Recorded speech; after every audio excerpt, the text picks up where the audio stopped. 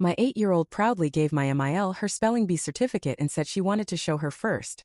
My ML replied, "You think you can buy love?" Then she tore it into pieces and threw it in the trash. My older daughter got up and said this. The whole room went silent. My 8-year-old daughter proudly gave my MIL her spelling bee certificate and said she wanted to show her first. My MIL replied, "You think you can buy my love with that?" Then she tore it into pieces and threw it in the trash. My older daughter got up and said this, and the whole room went silent. Christmas at my in-laws' house always feels like stepping into a place where everyone is pretending nothing is wrong, too bright, too cheerful, too tightly wound. The kind of atmosphere where one wrong move might crack the whole night open. My 8-year-old daughter Ella stood close to me holding her spelling bee certificate as if it were something precious.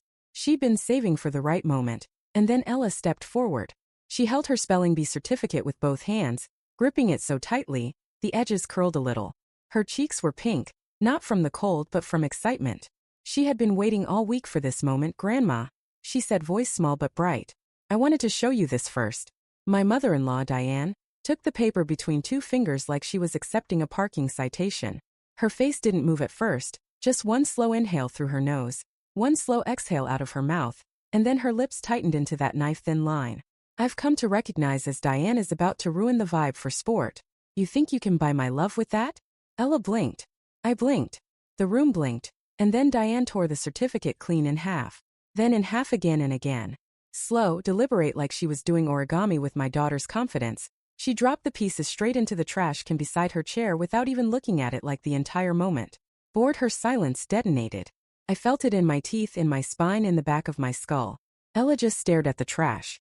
1 second. Confused the next. Her little face folded inward, her mouth trembled. Her eyes went shiny with that stubborn blinking kids do when they're trying not to cry in public. The room froze, not loudly, not dramatically, worse. Quietly, like everyone had silently agreed to pretend nothing awful had just happened.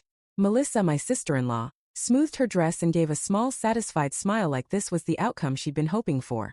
Bella, Melissa's daughter and Diane's favorite grandchild, watched with bright curiosity, almost pleased as if Ella's humiliation kept the family hierarchy intact.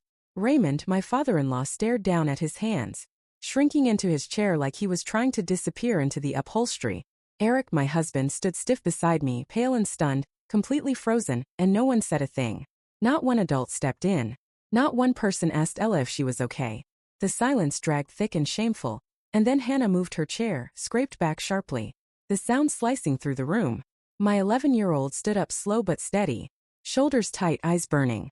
She walked straight to Ella and put herself between her sister and the trash can. Her voice shook, but it carried. "Why would you do that? She's 8 good grandmas. Don't do that."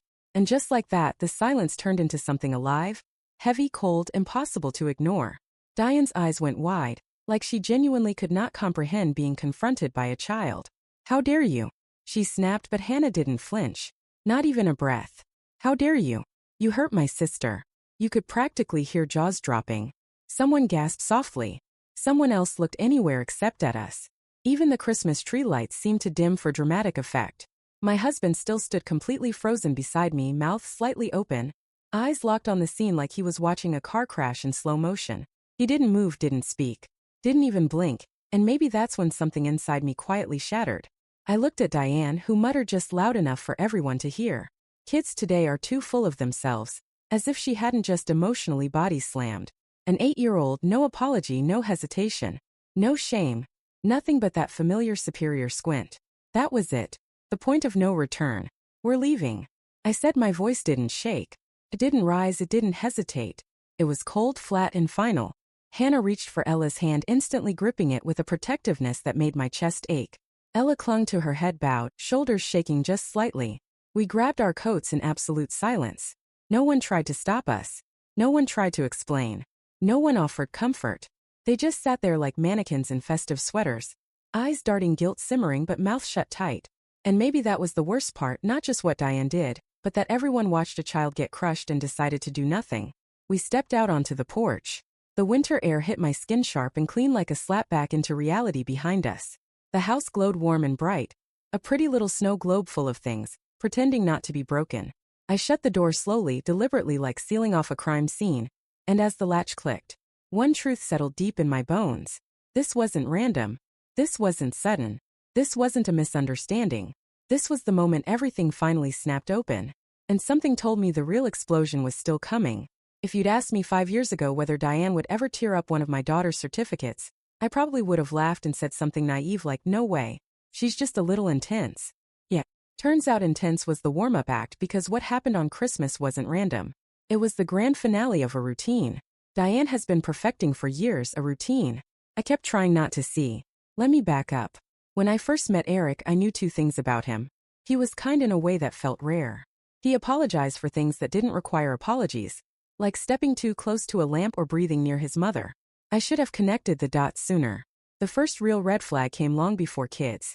I mentioned something about finishing top of my class in college, and Diane's reaction was so flat you could have used it as a level tool.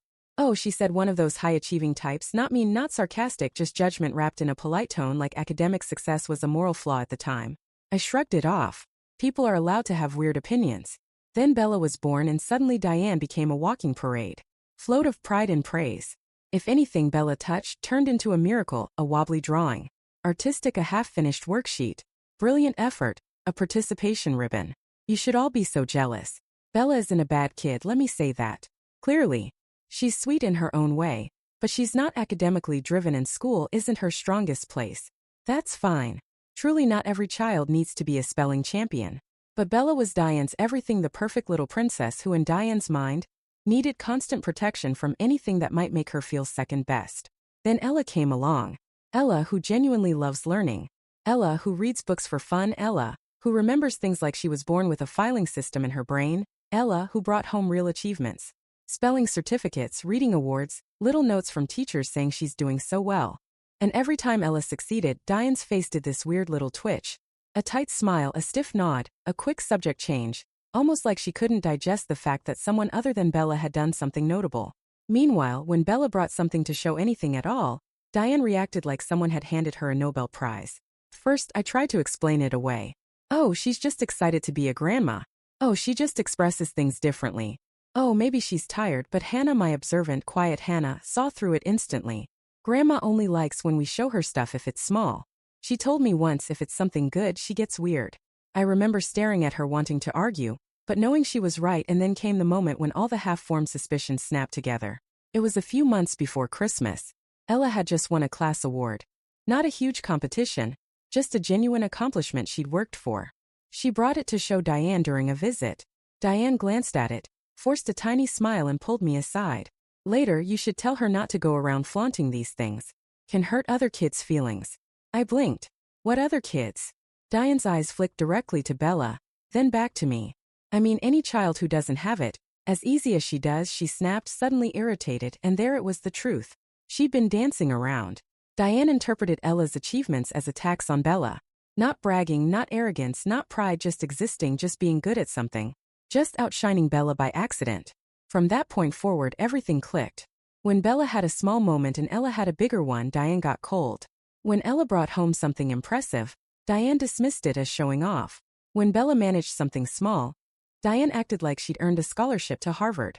It wasn't about humility, it wasn't about values.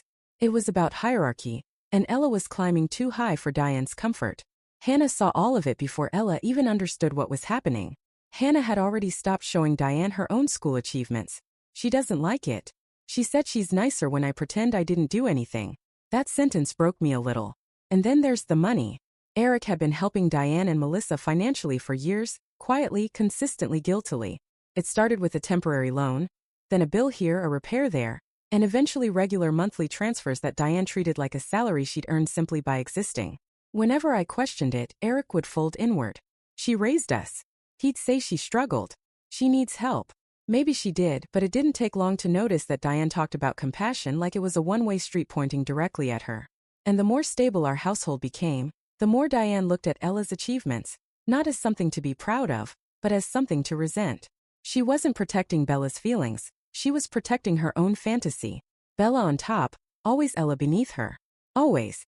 So when Ella stepped forward on Christmas, thrilled, hopeful, proud, Diane didn't see a child trying to share a special moment. She saw a threat, and she did what she always does when she feels threatened. She cut the problem down to size, and Christmas was just the moment she stopped hiding it, because the truth was, we were standing on a landmine for years. Diane just finally stepped on it hard enough for it to explode. And none of us had any idea how much bigger that explosion was going to get by the time we got home from Diane's Christmas circus. I thought I was done feeling anything. I was wrong. Ella went straight to the couch without a word, still clutching the torn pieces of her spelling bee certificate like they were bits of her heart. Hannah sat down right next to her, wrapping an arm around her shoulders, eyes fixed on the floor. She looked like a bodyguard who had just realized the person she was guarding needed protection from their own family. "I'll put on a movie," I heard myself say, because apparently my brain had switched into emergency mom mode, something cozy. "Okay," Ella nodded. Without looking up, Hannah gave me that brief, tight glance that said, "I see everything," and I'm trying not to cry in front of her. I turned on some animated thing none of us were really going to watch, then walked to the kitchen on legs that felt like they'd been hastily installed by a discount mechanic. My hands shook while I reached for the cocoa mix. It wasn't just nerves, it was rage, thick, hot, crawling up my spine rage. I poured milk into a pot. The second the stove clicked on behind me, I felt Eric step into the doorway. "Megan," he started, and that was it. That was the spark. She tore up her spelling bee certificate. I snapped, spinning around to face him in front of everyone. She humiliated her. My voice came out sharper than I intended, but I didn't care. Someone needed to say the words out loud. Someone needed to actually look at this thing instead of shoving it into the Diane being Diane drawer. Eric flinched like I'd thrown something at him. "I know," he said softly. His face was pale, his eyes glassy. "I know, you just what?" I demanded. "You just stood there. You watched her tear it up like it was trash. Ella looked at you. I looked at you and you did nothing." His shoulders sagged. He sank into a chair at the kitchen table like his knees had given out. I froze. He whispered like I always froze. The worst part, he wasn't being dramatic. He put his elbows on the table and rubbed his hands over his face. When he finally looked up, something was cracked open behind his eyes. "She used to do the same to me," he said. I leaned back against the counter, the spoon in my hand, forgotten cocoa bubbling too fast on the stove. "What do you mean?" I asked. I knew. I needed him to say it. Needed him to hear himself say it. He gave a bitter half laugh. "You know how she always tells everyone I was so smart growing up," he said. "Funny how she leaves out the part where she hated it." He started talking fast like someone had turned a valve. Anytime I used a big word, she'd say, "Don't try to sound smarter than people." If I got a good grade, she'd say, "Stop bragging. You'll make your sister feel bad." I brought home an award once, just a little academic thing. She rolled her eyes and told me to put it away before company came so I didn't show off. My throat tightened. I thought it was discipline. He continued. "I thought she was keeping me grounded. I spent my entire childhood thinking I was the problem for being proud of myself." He stared down at his hands, but tonight when she did it to Ella, it was like watching my own childhood get replayed. Except this time it wasn't me. It was my kid. Something in his expression shifted. The guilt was still there, but it had teeth. Now he stood up so fast, his chair jolted backward. "I'm done," he said. "I'm not letting her do this again." Not to them before I could ask what done meant. He was already moving. Out of the kitchen, down the hall into the small office we barely used except for taxes and stressing about bills. Once a month I turned the stove off and followed. By the time I reached the doorway, Eric was already at his desk, laptop, open, fingers flying on the screen. His bank account, rows of transactions. A familiar name showing up over and over, transfers to Diane, payments to cover emergencies. Money sent to help Melissa until things settled. All those times he'd said she just needs a little help right now. All those times I'd let it slide because I didn't want to be the bad guy. "I've been paying her to treat our kids like they're beneath her," he said quietly. He clicked on a recurring payment labeled something like "Mom utilities cancel." Confirm. Another one. "Mom credit card. Cancel." Confirm. "Eric," I whispered, my heart doing cartwheels.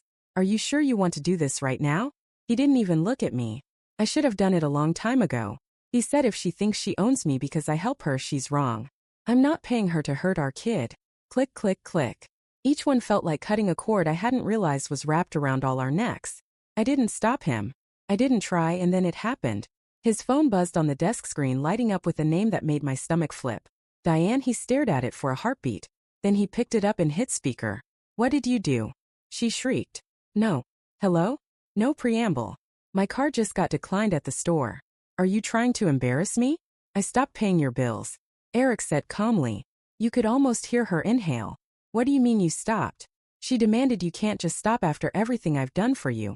You're really going to do this to your own mother because your precious little girl got her feelings hurt." I pressed my lips together so hard. They hurt. She was proud. Eric said you tore up something she worked for in front of everyone. You embarrassed her. She needed a lesson. Diane snapped. She struts around like she's better than Bella and she is not. Someone has to keep her in check. My stomach dropped there. It was out loud. No more pretending. Eric's jaw clenched when he spoke again. His voice was low, deadly calm. You don't get to hurt my daughter to protect someone else's feelings. You are letting Megan turn you against your own blood. Diane screamed. You are choosing them over me. He didn't yell, he didn't argue. He just ended the call, hung up on his mother. If I hadn't seen it with my own eyes, I wouldn't have believed it. I barely had time to exhale before the phone buzzed again. Eric checked the screen, Melissa, he said, already tired. He answered and set it back on the desk. What did you do to Mom? Melissa snapped. She's crying. You cut her off over what? Because Ella couldn't handle being told no. She wasn't told no. Eric said Mom tore up her certificate. She humiliated her. Oh please, Melissa groaned. It's not that serious. Your kid embarrasses Bella all the time with that trophy stuff she needed to learn. She's not the star of this family. I felt my heart stop for a second. I heard my own voice barely above a whisper. Did she just say that? Eric's hand tightened into a fist. So you admit it? He said you think Ella should shrink so your kid doesn't feel insecure? Well yeah, Melissa shot back. It's not fair when she acts like she's better than everyone. You let her show off and then Mom gets blamed for trying to keep some balance there. It was no disguises, no sugarcoating, just raw, ugly truth. Eric's voice shook, but he didn't back down. If you talk about my daughter like that again, he said, we're done. You are throwing away your family. Melissa screamed. I'm protecting mine, he said, and he hung up again for a long moment. The only sound in the room was both of us breathing, like we just run a marathon through fire down the hall. The movie hummed faint. Someone laughed on the TV, Ella didn't. Hannah stood in the doorway, arms wrapped around herself. She'd heard enough. You could see it in her eyes. Are we ever going back there? She asked quietly. Eric looked at her, really looked at her like he was seeing her for the first time in years instead of seeing whatever Diane wanted him to see. No, he said, not after this. Hannah nodded. Once, like a verdict had been handed down, Ella appeared behind her eyes. Puffy clutching the tape together, scraps of her certificate. Why doesn't Grandma like when I do good things? She asked. That single sentence hurt more than anything. Diane had said all night. I crouched down in front of her baby. I said some people feel small inside and instead of fixing that, they hurt other people who shine. That's not your fault. You did nothing wrong. You're allowed to be proud of yourself. Eric knelt beside us, tears finally spilling over. He took both girls into his arms like he was hanging on to a life raft. No one is ever going to tear up your achievements again. He said, not while I'm here. Promise. And for the first time that day I believed him. What I didn't know yet was that the ripple from those 2 phone calls was about to hit Diane harder than she ever imagined. If I'd thought the Christmas meltdown and the 2 nuclear phone calls were the end of it, I was adorably naive, like believes the dryer eats socks naive. Diane wasn't done. Of course she wasn't done. Women like Diane don't lick their wounds. They host a press conference 2 days after we cut her off. I woke up to 9 messages from relatives I barely speak to. Have you seen what your email posted you? Okay. Wow. Nothing good ever. Starts with, have you seen what she posted? I opened Facebook. There she was. Diane had written a full-blown manifesto long enough to qualify as a college admission essay, accompanied by a picture of herself standing beside her Christmas tree, looking like the patron saint of suffering mothers. According to Diane, I was raising arrogant children who think trophies make them better than family. Ella had shoved her certificate in everyone's faces, and my personal favorite, Diane had gently corrected her. That was what caused an explosive overreaction orchestrated by Megan. I actually snorted out loud. Ella couldn't shove anything in anyone's face if you paid her in unicorn stickers. There was no mention of tearing or trash cans or the fact that the gentle correction was actually a complete humiliation. And then Melissa entered the battlefield. She commented under the post like she was Diane's personal hype woman. Ella always acts superior. Some kids need to be humbled. Mom was just teaching her manners. I nearly dropped my phone. Some kids need to be humbled. I resisted the urge to write. Yes, some adults need to be jailed. And then because apparently she was committed to the role, Melissa posted a second comment implying Bella had been bullied by the constant showing off bullied by an 8-year-old holding a certificate. I sat down on the edge of my bed dizzy with a mixture of rage, disbelief, and that horrible secondhand embarrassment you get when someone publicly humiliates themselves with full confidence. Eric came in, hair still a mess from sleep. You saw it? Oh, I saw it.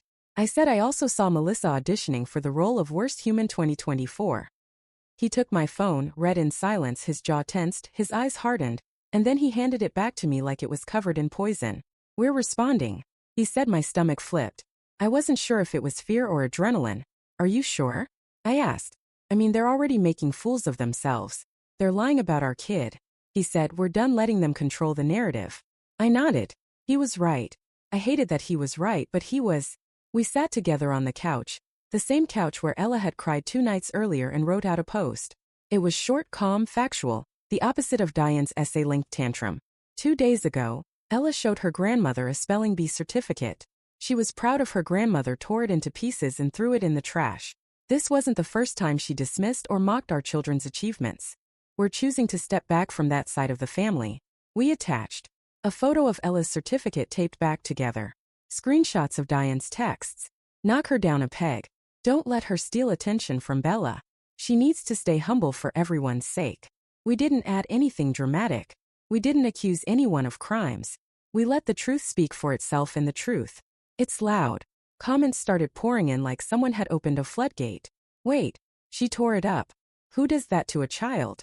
I thought Ella was bragging. I feel awful now. This is so toxic. Someone I didn't even know wrote, I'm sorry. My grandfather used to do something similar. It stays with you. Then came the one that changed everything. She did the same to me when I won an award in high school. I never forgot it. A cousin of Eric's, someone who had always stayed neutral. Suddenly the entire comment section flipped.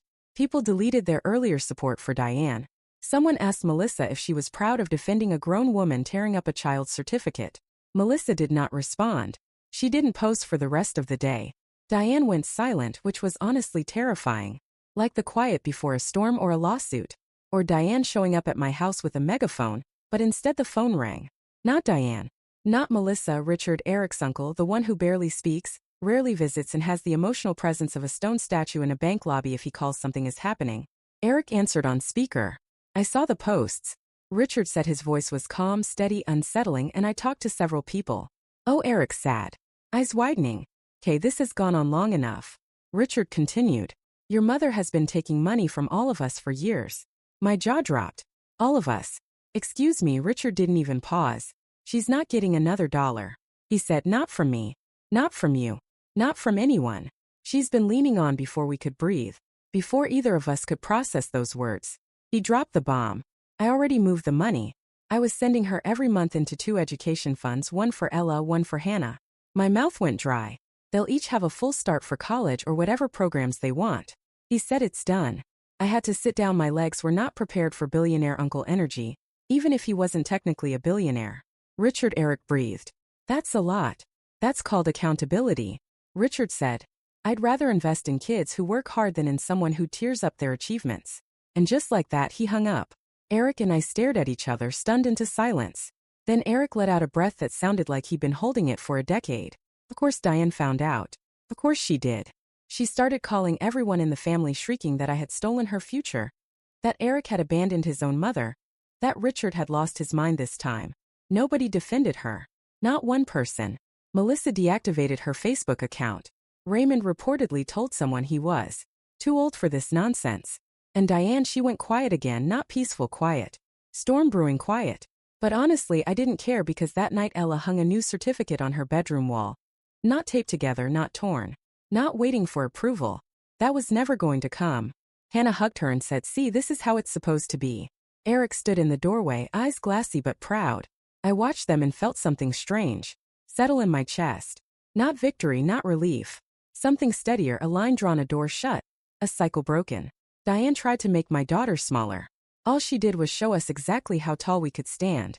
So what do you think? Did we go too far or not far enough? Let me know in the comments and subscribe for more.